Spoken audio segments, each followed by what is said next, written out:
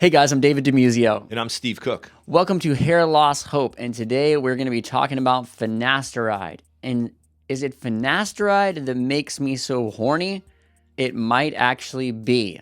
I finally might have an excuse for every day that I woke up and thought, why did I do that last night? So explain, Steve. Sure, David, and I don't even want to know about that.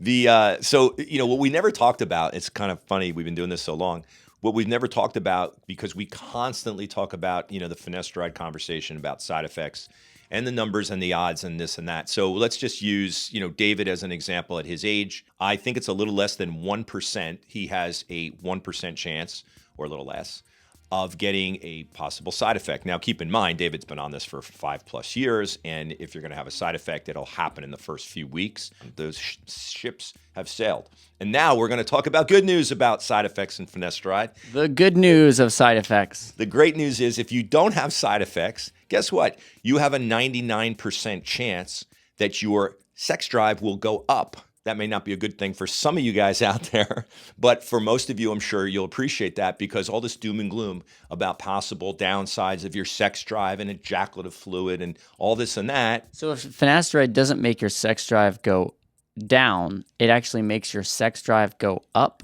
Yes, think about it this way. Let's talk science for a second, okay? So this DHT that we've talked about many times in your body, which we really don't need in the adult male body, it actually got us from a boy to a man through puberty, and that's what we needed it for, and all the things that come with that.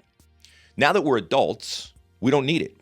The three things that DHT can do, and they're all potentially harmful, is cause your hair to fall out if you're sensitive to it, cause acne if you're sensitive to it, and once you're in your 50s plus, it can give you an enlarged prostate in 33% of all men over 50 years old. So that's what DHT will do in the adult male body. Now, when you take finasteride and you knock down the DHT and you don't produce it any longer, guess what? If you have the hair loss or sensitivity to it, your hair will thrive.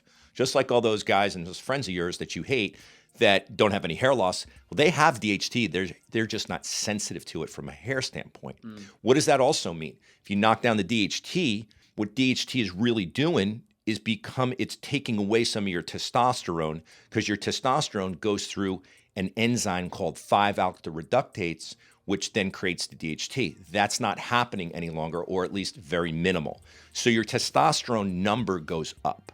In essence, because we're guys, that should make you on a higher level in regards to your sex drive. All right, that's it. I blame finasteride. Finasteride makes me horny. Bad boy.